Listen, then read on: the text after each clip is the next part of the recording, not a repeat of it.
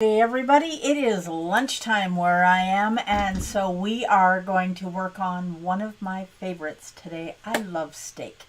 My idea of a perfect steak dinner is a beautifully cooked rare steak on a plate. That's it. Don't need anything else. So all of the old ideas that we have about steak and potatoes and the baked potato with the no, we don't need that. Or at least I don't need that. And I'm hoping that if you are trying to live a healthier lifestyle, that you will do your best to avoid all of those carbs that we would be getting out of potatoes as well. So today, let's look at ways to cook steak that are a little bit more economical, because the price of beef, the price of everything right now is skyrocketing. But if you don't want to have to sell all of your children in order to enjoy a 4-ounce steak, you're going to want to hang around, because we're going to do this in, well, I don't know how economical it is, but it's a cheaper way. Okay, so first thing I want to show you is this steak that I bought at our local grocery store. Now, this is an inside round, and you can see that there is a little bit of discoloration on this steak, and I want to talk to you about that, because the discoloration that you're seeing on this steak is just the color of the meat. And here's me and my touching meat thing again. So on with the gloves. Okay. What I don't do for you guys. So the color of the meat can change a little bit just because the meat is aging a bit, and also from sitting under fluorescent lights in a grocery store. So does it mean that the meat is no good? No, that isn't what it means at all, and it's going to be absolutely delicious. And because this meat was not as fresh as some of the other steaks in the cabinet, it was 30% off. So watch for 30%, 50%, 25%. Watch for cuts that are cheap, and this is the cheapest cut of beef that you're going to get. This is an inside round. Now I can see that I maybe had it in the microwave defrosting for a little bit longer than it should have, and I really don't recommend that you defrost it that way. But one thing I can guarantee you about this cut of meat is that it is going to be tough. There's just no getting around that. This cut of meat is going to be tough. There are a few things that we can do about this. You can marinate it. If you have a favorite marinade that doesn't have any sugar in it, then by all means do that if you've got time. But what happens when you find out that you have company coming for supper that you weren't expecting, and you have to get something on a plate quick? Well, first thing you do, if you have one of these in your freezer, is grab one. And I gotta tell you, I don't ever do anything without my coffee, in the morning at least. And I have buttered rum, sugar-free Da Vinci buttered rum syrup this morning.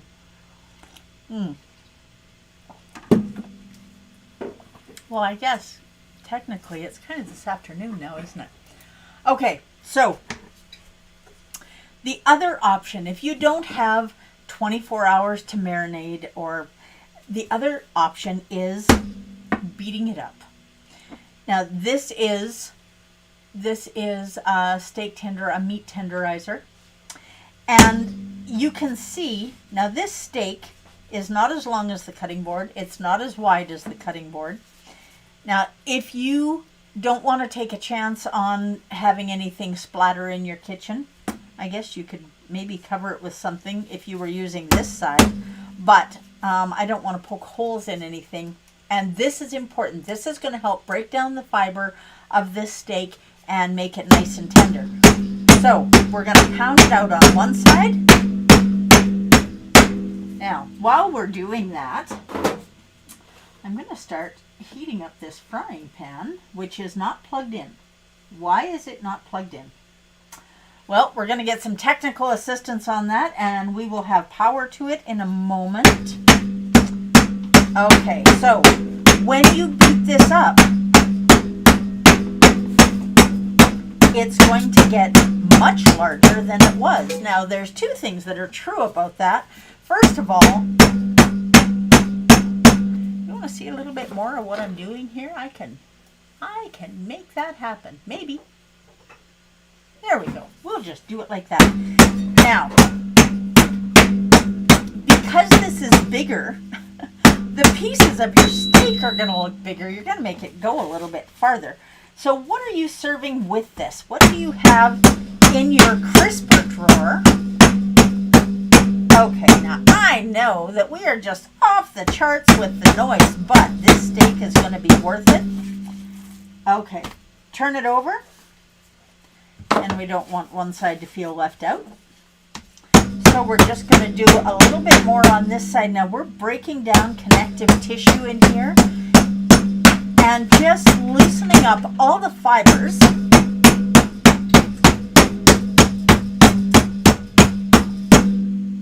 That should about do it. Okay, so now we have this steak. Beautiful. And you can see that it is a lot bigger than it was, about half as big again. Now we are going to cut this steak into pieces because this is not going to fit in our frying pan the way it is. Now I'm thinking the pieces that have this fat on, I might be selfish and save that for me. Now get it all cut up into the appropriate size pieces, whatever size pieces you like. And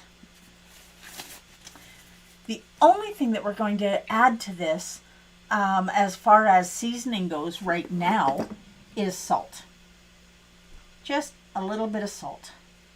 Now salt is going to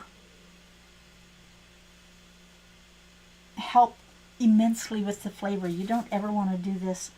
Now, let's just cut that. Now these pieces are not just going to be fried. We're doing more than just frying them. Okay.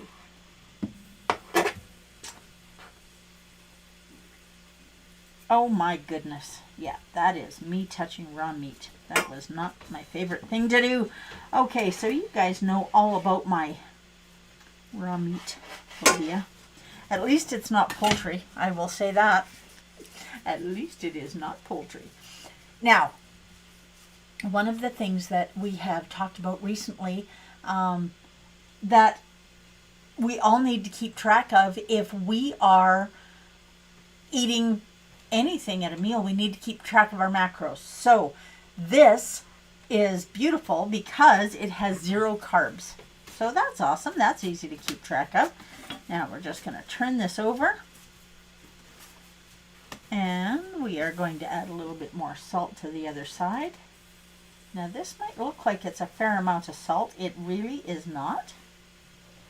Okay, now we have our burner back. We're going to start preheating this burner. Now, if you're using a magnetic induction burner, medium. So whatever medium is in your world, that's where you want the burner. We want this pan nice and hot. The reason this steak is going in the pan is not to make sure that it's thoroughly cooked. This is just step 1. And if you want huge flavor, then this is how you want to do it. So we're going to heat up this pan. We're going to caramelize both sides. You want that beautiful brown, crispy bit of deliciousness on your steak. And one of the easy ways to find out if your pan is hot is just put a little bit of oil in there. Now you don't want to overload your pan. If you overload your pan with too much meat, you're going to end up boiling it rather than frying it. And we really need that sear on here. Do you have a range hood? Turn that range hood on. You may get a little bit of smoke. Now once we have this heated up, I'm going to turn it down a little bit more because I don't want the oil to boil or burn. Make sure the bottom of your pan is thoroughly coated. And remember, when you put beef in the pan, when you put meat in the pan, if your pan is hot, and it needs to be hot unless you want boiled beef, and I don't, if your pan is really hot when you put the meat in, it's still going to stick. But as it caramelizes on the bottom, that meat is going to release off your stainless steel pan. You do not need a non-stick pan. There there are a couple of things that I use a nonstick pan for, but not very much. Okay, so what else do we need with our steak? The other thing that we are going to add to our steak is a little bit of onion. Now you can do this one of two ways. You can caramelize the onion in a pan. It's going to take a little more time. If you want to throw the onion in with the beef in step 2, I will show you how to do that in a couple of minutes. Don't let me forget. Remind me.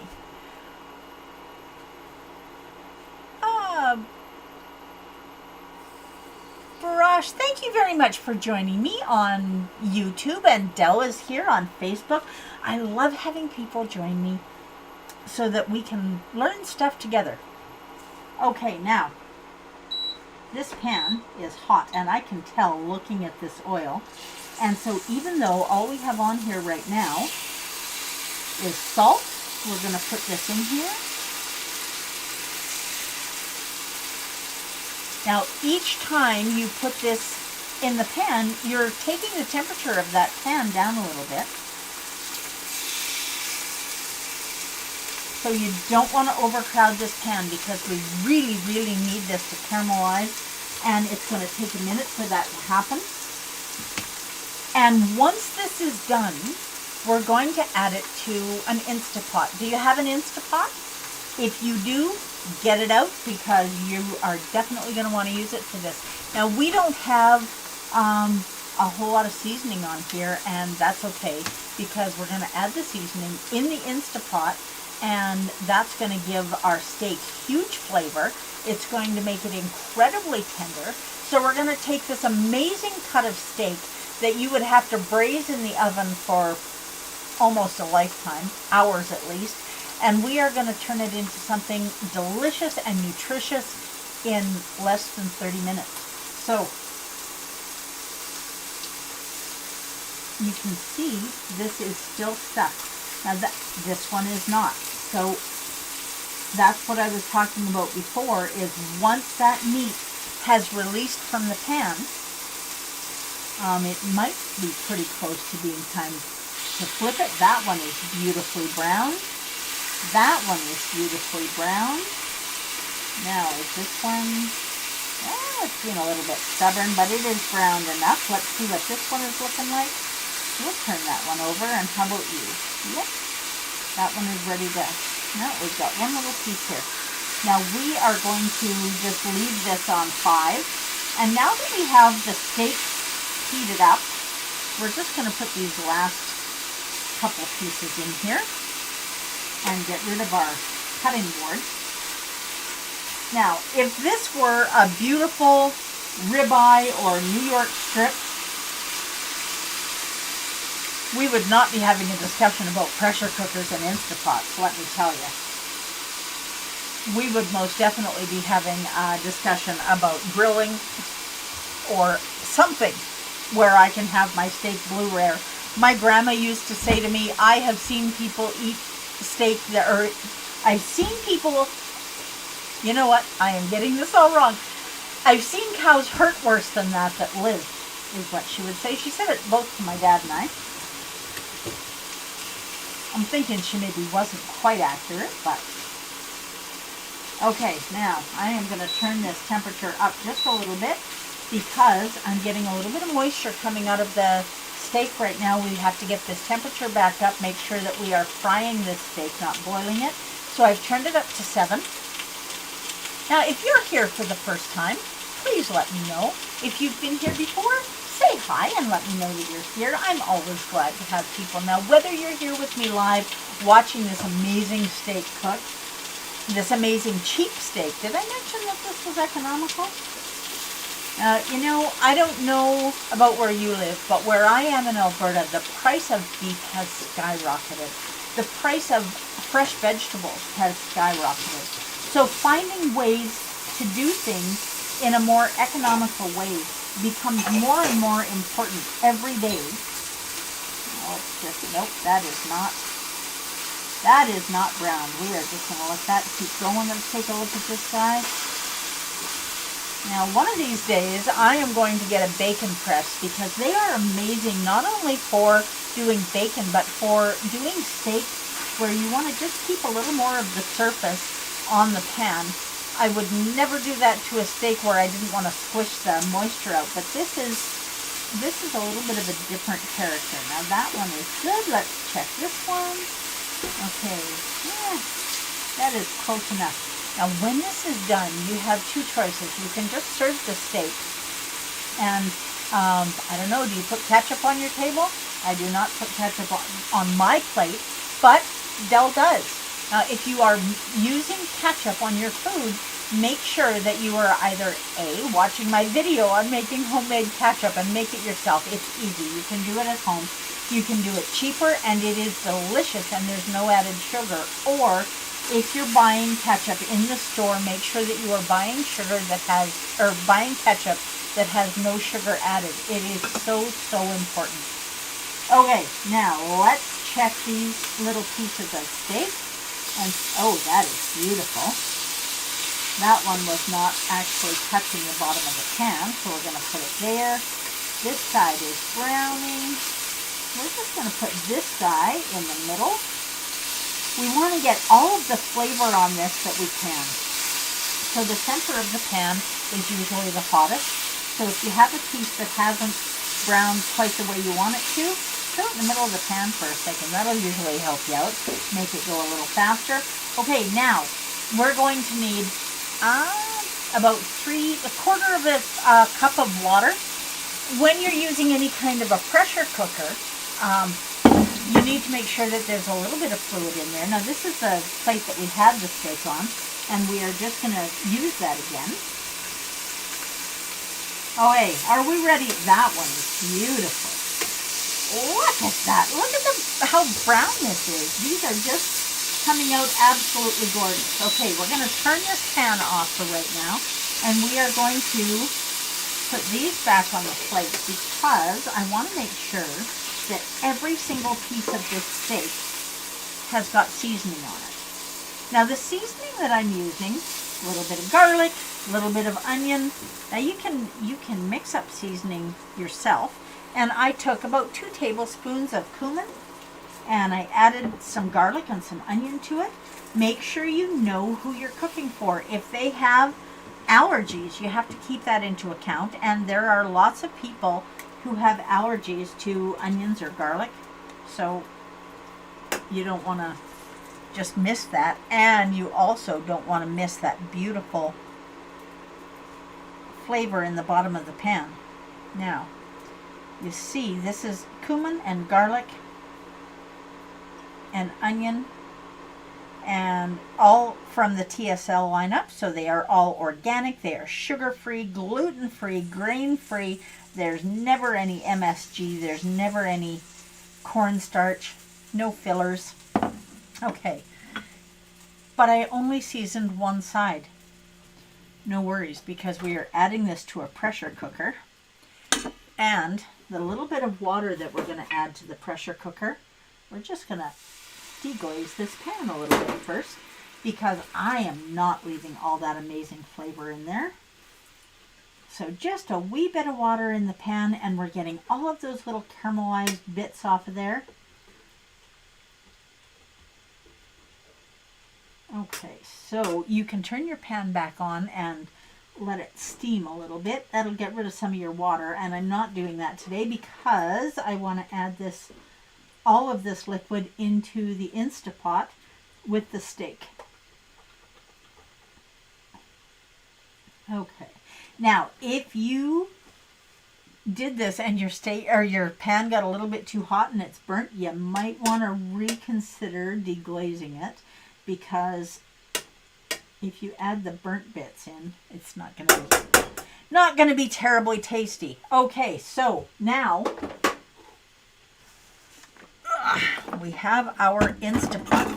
Now, do you have an Instapot at home? Let me just get this on the counter. We run out of space here often. Have you noticed that? So we have an Instapot. We are going to add the liquid from our deglazed pan in first. Now that does not look like a lot of liquid when you're using a pressure cooker, I know, but it is definitely enough.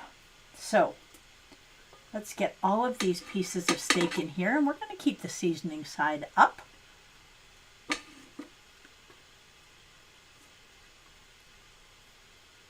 Oh, look at that. Now, we talked about an onion a little bit earlier. Do you want some cooked onion with your steak? Make sure that you keep that onion in mind, because if you're adding onion to it, you're adding carbs.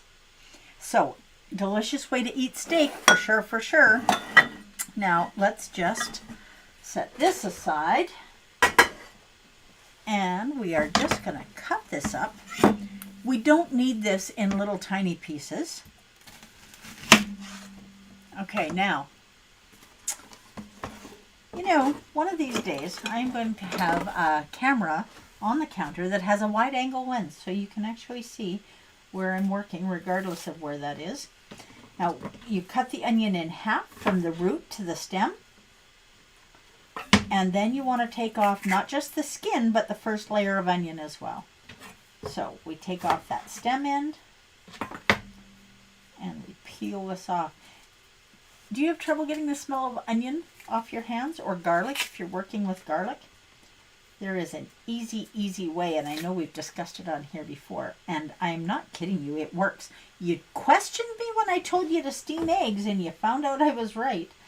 So we are just going to cut the root end off of these onions, because I'm not worried about whether or not this onion is going to fall apart. I want it to fall apart.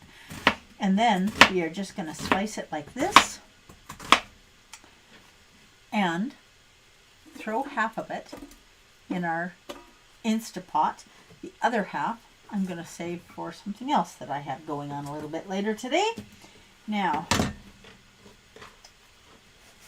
let's get this in the compost. Do you compost things in your kitchen? I certainly hope so. Our environment needs our help. And if you can do it cheap and easy and it doesn't cost you a lot of time or effort, why would we not? Okay, now we are going to put the lid on our Instapot. Okay, come on. I know this lid goes on here somehow.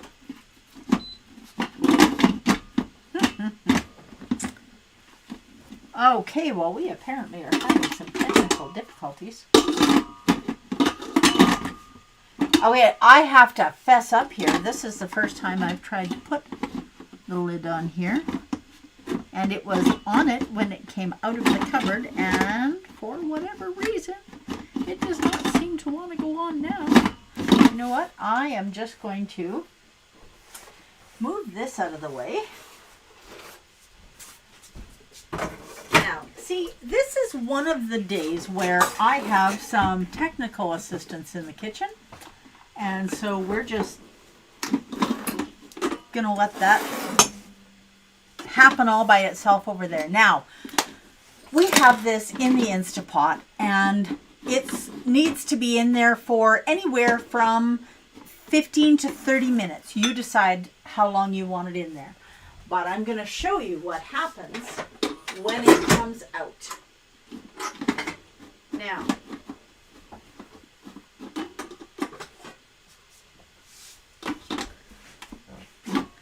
this is one that I did a little bit earlier.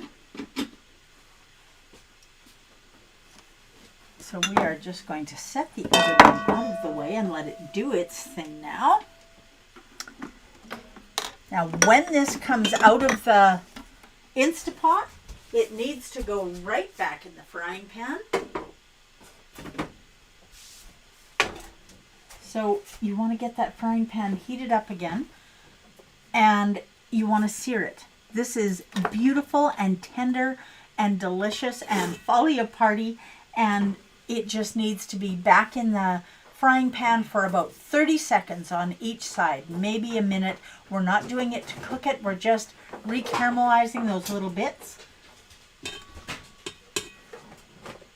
And once that's done, your meat is ready to go. Okay.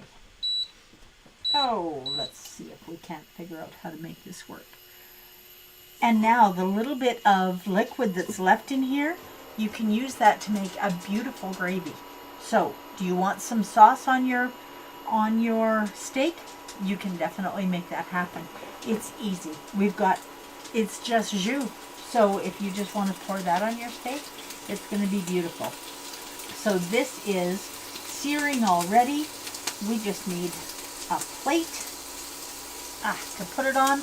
And you need to decide what you're having with it. Is it brunch? Do you want to have eggs with it? 2 eggs and some steak? That's a beautiful way to go. You want a steak sandwich? All you need is some keto bread. And we've made that before. If you haven't seen my keto bread recipe, definitely go and take a look at it. Now, I turned this on high this time, just to get a quick bit of beautifulness back on this steak. Oh, itchy nose. And it really just takes that long. We're just basically drying it off because it has the liquid in the pressure cooker. And there is that. So, knife and fork. But I have a bite-sized piece right here. So look at how beautiful and brown that is, how caramelized it is. And it falls apart. I'm telling you. Look at this. This cheap, tough piece of steak just falls apart. So,